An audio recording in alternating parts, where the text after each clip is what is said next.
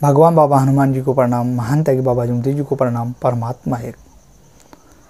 परमात्मा एक सेवक अनिल नाईक या यूट्यूब चॅनलमध्ये आपले सर्व सेवक सेविका आणि बालसेवकांचे हार्दिक स्वागत आहे।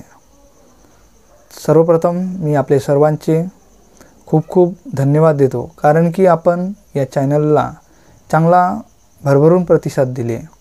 आज मी घेऊन आलो आहे आपल्यासाठी आजचा जो आपला मार्गदर्शन आहे, अनुभव आहे, तो आहे आपले आदरणीय बाबांचे सेवक, आदरणीय मार्गदर्शक हरिचंदजी लांजेवार, ज्येष्ठ मार्गदर्शक चिखलाबोडी।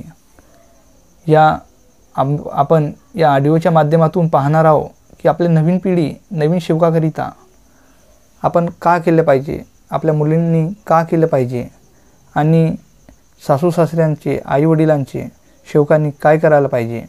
तर नक्की ऑडिओला बघा आणि हा ऑडिओ आवडला तर ह्या चॅनलला सबस्क्राईब करावे, लाईक करावे आणि बेल आयकॉनला नक्की क्लिक करावे। त्याच्या माध्यमातून आपण जे येणारा व्हिडिओ आहे तो सर्वप्रथम आपल्याकडे येईल। सर्वांना नमस्कार जी। शक्ती जागृत आहे। सर्व एका भगवंताचे सेवक आहो, आपण एकतेने बाबाला प्रणाम करू। भगवान बाबा हनुमान जी को प्रणाम, महान त्यागी बाबा जमदेव जी को प्रणाम। परमात्मा एक, परम पूज्य परमात्मा एक सेवक पडणार वर्धमान नगर नागपूरच्या वतीने आज मौजा खरवी या ठिकाणी सामूहिक एकतेचे जनरल हवन कार्य सकाळी गजाननजी धावडे साहेब यांच्या निवासस्थानी पार पडलं। त्यानंतर एका भगवंताच्या रॅलीला सुरुवात झाली आणि रॅली या कार्यस्थळी जवळजवळ 1:30 ते 1:15 वाजता आगमन झालं। त्यानंतर एका भगवंताचं पूजन आणि स्वागत आणि नंतर या मंचकावर असलेले मान्यवर सर्वांचे स्वागत होते। अशा कार्यक्रमामध्ये भगवान बाबा हनुमानजी उपस्थित आहेत, बाबांना माझा प्रणाम। त्याचप्रमाणे महान त्यागी बाबा जमदेवजी उपस्थित आहेत, बाबांना माझा प्रणाम। त्याचप्रमाणे सर्वांची लाडकी आई वाराणसी आईला माझा प्रणाम। त्याचप्रमाणे आजच्या कार्यक्रमाचे उद्घाटक या ठिकाणी जे बोलून गेले लांजेवार गुरुजी यांना सुद्धा माझा नमस्कार। आजच्या कार्यक्रमाचे मार्गदर्शक श्रीमान वंजारी साहेब आणि पराते साहेब आणि मंचकावर असलेले सर्व कार्यकर्ते आणि या खरवी गावातील ग्रामपंचायत सरपंच, उपसरपंच आणि या गावचे हनुमान मंदिराचे अध्यक्ष श्रीमान कंटीरामजी मोतरकर यांचे नाव घेणं उचित आहे, पण त्यांची पत्नी माझी सरपंच होती ना, चहा नाही पाजणार ते माझी सरपंच, त्यांना माझा नमस्कार। समोर बसलेले सेवक सेवकिनी, बालगोपाल, आलेले बाहेरगावून पाहुणे सर्वांना एक साथ नमस्कार नमस्कार। आतापर्यंत पुष्कळ मार्गदर्शन झाले। पहिले प्रथम मला या मार्गात याला 40 वर्ष झाले, पण या खरबी जवळ आहे, 4 किलोमीटर आहे चिखलाबोडीला, पण हा पहिला वेळ आहे, माहित नाही। 40 वर्ष झाले। 40 वर्षातून आमचे याच्या अगोदरचे मार्गदर्शक पतिरामजी जोंजाळ 1-2दा त्यांनी बोलावलं, पण मला योग नाही आला। त्या दिवशी आता माझ्याकडं नेहरवाणी आणि चिखलाबोडी हे 2 गाव आहेत। त्या दिवशी तुम्हा सर्व सेवकाला येऊन भेटलो, आमच्या रॅलीचे स्वागत केलं, मठा पाजला, प्रेमभाव वाढवलं आणि त्याच निमित्ताने भगवंताला मला बोलावलं असेल का तुम्ही या ठिकाणी जा, म्हणून हा एक योग आला। म्हणून मी प्रथम खरबी येथील सर्व सेवकाचे आभार मानतो। आतापर्यंत खूप मार्गदर्शन झाले, मी जास्त तर बोलणार नाही, विषयांकित मार्गदर्शन झाले, पण त्याच्यातल्या ज्या त्रुटी राहिल्या आहेत, आमच्या मतेबाईने सांगितलं, बाबाला संन्यासी भेटला त्यांनी कार्य केलं, आमचे पराते भाऊने सांगितलं, पण मूळ उद्देश राखून ठेवलेला आहे। बाबांनी कार्य का केलं हे कोणीच सांगितलं नाही। संन्यासी भेटला, अमका भेटला, तमका भेटला, हे सत्य आहे.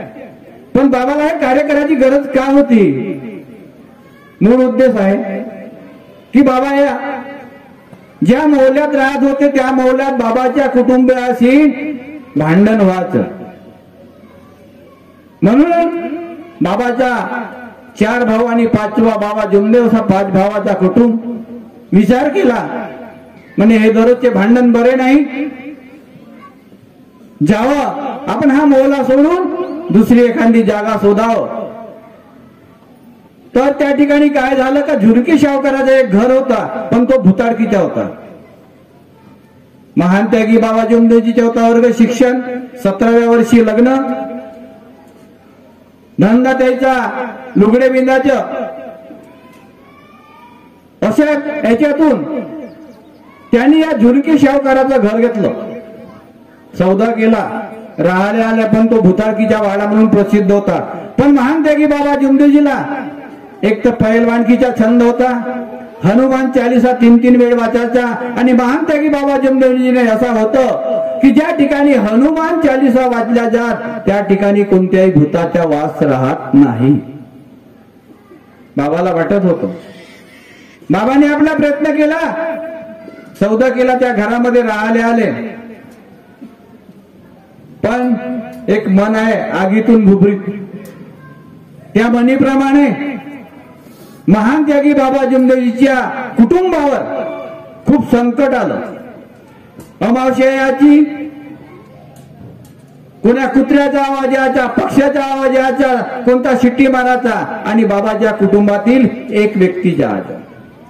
बाबाला एकला मनोठुमरीकर नाही तर बाबाला 3 अपत्य झाले. 2 अपत्य भगवंतामध्ये विलीन झाले. घाबरले बाबा, काय करावं? यत्न केलं. बाबाची वहिनी सीतामाई, हिच्या अंगात देवीचं ठाणं होतं, भूत येत होतं, देवी येत होती, त्यांनी फायदा झाला नाही. त्यांचे गुरु दापोवाड्याचे यादवराव, त्यांच्या हाताने हवन केलं, यत्न केलं, पण बाबाच्या कुटुंबातील बला गेली नाही. काय करावं? एक दिवस काय घटना घडली, बाबाचा धाकटा भाऊ मारुतराव हा घरामध्ये झोपला होता आणि बाबा बाहेर बसले होते. तेव्हा त्या मारुतरावचे पाय कोणीतरी भोवताला आवरले आणि फिरवले. तेव्हा काही वेळाने मारुतराव जागा झाला, बाहेर आला, म्हणे बांधवा माझे पाय कोण आवरले? म्हणे कोणीच आलेला नाही. आणि तुझे पाय आवरेल कोण? नाही म्हणे मला खूप पाय आवरले, मला गरगर फिरवलं. तेव्हा महान त्यागी बाबा जमदेवजीला विचार पडला का मी बाहेर बसलो, आतमध्ये कोणी केला नाही, हा भुताडकीचा खेळ आहे, तर आपण मांत्रिकाकडे जावं असा विचार केला. आणि त्यावेळेस त्याला जो मोद्याचा व्यक्ती म्हणतो, आज त्यांचे नाव सांगून राहिलं. बाबाच्या सहवासात माझे 1984 कार्य आहे, सेवक नंबर 1941 आहे. कित्येक वेळ फिरलो, पण बाबांनी मौद्याचा व्यक्ती म्हणून सांगितलं, पण त्यांचं नाव आमच्या समोर कधीही जाहीर केलं नाही. पण आज त्यांचं नाव पाहिलं तर मी घर पाहिलं तर त्यांच्या जवळ बाहेर मी बसलो होतो. त्यांची करणी त्यांच्यासोबत असू द्या, आम्हाला काही करायचं नाही. त्यांना वासी खोटे प्रचार करून मार्गाला बदनाम करण्याचा प्रयत्न करत आहेत, पण ज्याची करणी त्यांच्या जवळ असू द्या, आपण सत्य असलो तर आपल्याला काही फरक पडणार नाही. आणि नंतर मतेबाईने सांगितल्याप्रमाणे त्यांनी विधी केली, आपला कुटुंब सुख केला. काय गरज होती आम्हाला सांगायचं म्हणजे सेवकाला जागवायचं? पण एकच शब्द आहे याच्यातला, मानवी बैमान आहे. कदाचित यातला अर्थ काढतात का बाबाला बैमान म्हटलं, चुकीची गोष्ट आहे. मानवी बैमान है न वहां से तू एक है, कदापि मैं तेरे पे विश्वास नाही करता. हा भगवंताकडून त्यांना शब्द भेटलं. आणि बाबांनी त्या शब्दाचा इमान दाखवण्यासाठी हे कार्य आपणासारखी करीतात. काढत या काळ वेळ नाही लागे, मी सुखी झालो, पण या जगामध्ये सुखी करण्याचा प्रयत्न महान त्यागी बाबा जमदेवजीने केला. आज महान त्यागी बाबा जमदेवजींनी तुम्ही तत्व शब्द नियम हे पहिले नाही. महान त्यागी बाबा जमदेवजींनी जेव्हा एका भगवंताची प्राप्ती केली, 41 दिवसाचा त्याग केला, त्या वक्ती हनुमानच्या मंदिरामध्ये गेला. खोटं असेल माझ्या जुनी ते परिचय आहे त्या परिचयामध्ये क्लिअर लिहिलं आहे. आणि 21 प्रदक्षिणा घालायचं, त्या भगवंताची आंघोळ करायची. ही महान त्यागी बाबा जिंदेजीनी, आता तर आपण घरच्या घरीच करतो, पण बाबांनी देवळात जाऊन केलं. तर बाबाला प्रसन्न झालं, पण त्यांनाही काही काय वेळ लागला. बाबांनी तत्व काढले, शब्द काढले, नियम काढले. हे कशासाठी? तर सेवकासाठी आहे. माझा सेवक सुखी कसा होईल, अंधश्रद्धेतून मुक्त कसा होईल, याच्यासाठी विचार केला. भगवंताला आपण तत्वामध्ये 2 तत्व आपले मानवाला पाळायचे आहेत आणि 2 तत्व आपण भगवंताला दिले आहेत. तत्व शब्द नियमामध्ये ज्यांचे शब्द आचार शुद्ध असतील, अगोदरच्या कीर्तन भजनामध्ये लिहिलं आहे, सत्य अहिंसा आहे ज्याच्या अंगी त्याचे गुण जगी वाया गेला. आपल्या मार्गामध्ये सत्य प्रेम, सत्य मर्यादा प्रेम आहे ज्याच्या अंगी, असा तो सेवक जगी तरल्या गेला. काही फरक नाही, काही फरक नाही. फक्त चालण्याच्या बोलण्यामध्ये फरक आहे. एक गणित राहते, तो कोणी पदावलीने सोडवतात, कोणी कोणत्या पद्धतीने सोडवतात, पण उत्तर एकच निघते. आम्ही कुणाचा निंदा करत नाही, कोणत्याही धर्माचा असे विचारा, पण तो मानव आहे आणि मानवासारखा वागून राहिला. पण सेवकाला एवढं बंधने दिल्यावर का वागतात? बाबांनी आज 5वा नियम आहे, याची अगोदर बदल केली आहे मंडळाने. बाबाच्या काळात बाबांनी जेव्हा बँक उभी केली तेव्हा 500 रुपये फंड अनुदान गोळा करणे हा आमच्या वेळेस होता. ज्यावेळेस ती बँक उभी झाली त्यावेळेस बाबांनी हा बंद केला. आणि जेव्हा 1972चा कायदा इंदिराबाईच्या हम दो हमारे दो, म्हणून मग बाबांनी सांगितलं सेवकाला आपले कुटुंब मर्यादित ठेवणे. मर्यादी हे भगवत नाम, पण हा 3 वेळ नव्हता. नंतर हा 3 वेळ केला. माझ्या 1984च्या कार्यात 85ला जेव्हा बाबांनी त्यात 85 ते 90 माझा किती नंबर आहे 1941 आणि 90ची तुम्हाला कुटुंबाची संख्या सांगतो 2231. म्हणजे 5 वर्षात फक्त 300 सेवक झाले. 5 वर्षात. आज तर 8 दिवसात होता. अगरबत्तीचा मार्ग पहिले का म्हणा बाबावाले टीका देत. अबे स्वतःच्या बाबाला बाप नाही म्हणते त्याला बाबा, त्या कोष्टेले बाबा म्हणते. ते म्हणणारे सेवक आता पहिले आले, खूप टीका दिल्या, पण बाबा कधी मांग सरले नाही. आणि जशी जशी संख्या वाढत गेली, पहिले त्या सप्ताह भवन मध्ये षष्टीचा कार्यक्रम व्हायचा. बाबांनी वाटलं आज तुम्हाला खरबी सेवकांनी जे आपल्या काही फंडानुदातून काही कष्टाने जो हा एक आपला एक जडचा मंदिर बनवला. तुम्ही हा मानव मंदिर आहे तुमचा. प्रत्येक घरी बैठक व्हायची, कुणाच्या घरी जागा राहायची, कुणाच्या घरची नाही राहायची. पण आज एक संस्था तुम्ही आपली तन मन धनाने बनवलं, योग्य केलं, पण त्याला राखा आणि त्याला जागा. बनवलं तरी असं तिथे काय करायचं? 200 सेवक आहे. सेवक किती आहे? 200. 52 आठवडे 1 वर्ष. तर तुम्हाला 4 वर्ष एका जनाची पूजा भेटणार नाही याची. म्हणून प्रत्येक सेवकांनी मला याचा लाभ भेटला पाहिजे म्हणून येणारी पुढची बैठक माझ्याकडे होईल, पण इथंच होईल. त्यांनी यावं, झाडझूड करावं, दिवा लावून त्या दिवशी प्रसाद त्यांच्याकडे ठेवा. हा नियम चालू ठेवा. नाही तर मानव मंदिर करते असं चालणार नाही. प्रत्येकाने उभं व्हायचं. बैठक संपली, पुढचा विषय माझ्याकडे राहील आणि त्यांनी यावं, साफसूफ करावं, ज्योत लावावी आणि त्यांनी चालवावं. या प्रकारे आपला चालू शकते. नाही तर मग आमचे गजाननजी धावडे करतील, याचे संचालक सूत्र करतील, कोणी करणार नाही. या सर्वाच्या हेतूने केल्या आहे. त्याचप्रमाणे त्या सप्ताह भवन मध्ये कार्यक्रमाचा बाबाला वाटले माझे सेवका म्हणजे एवढा किराया जाऊन राहिला, म्हणून एक स्वतःचा भवन बनवावा. आता सांगा, त्या भवनाचा एस्टिमेट बनला त्यावेळेस 22 लाखाचा आणि 2200 सेवक. प्रत्येक सेवकाला बाबांनी मीटिंग बोलावली. 1001 रुपया प्रत्येकाने दान करावं.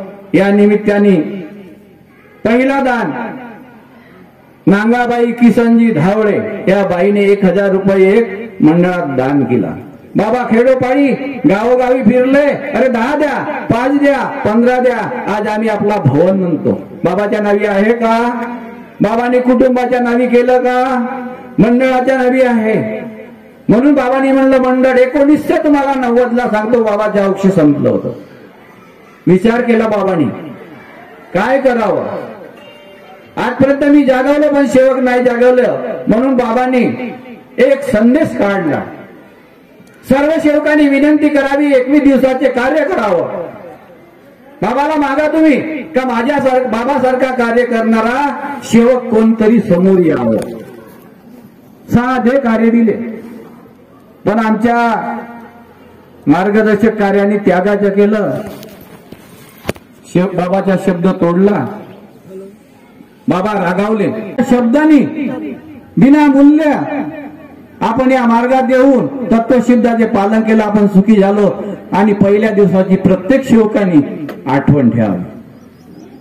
आता तुमच्या म्हणण्याप्रमाणे वेळ झाल्या, पण मी 10 मिनिटं घेतो.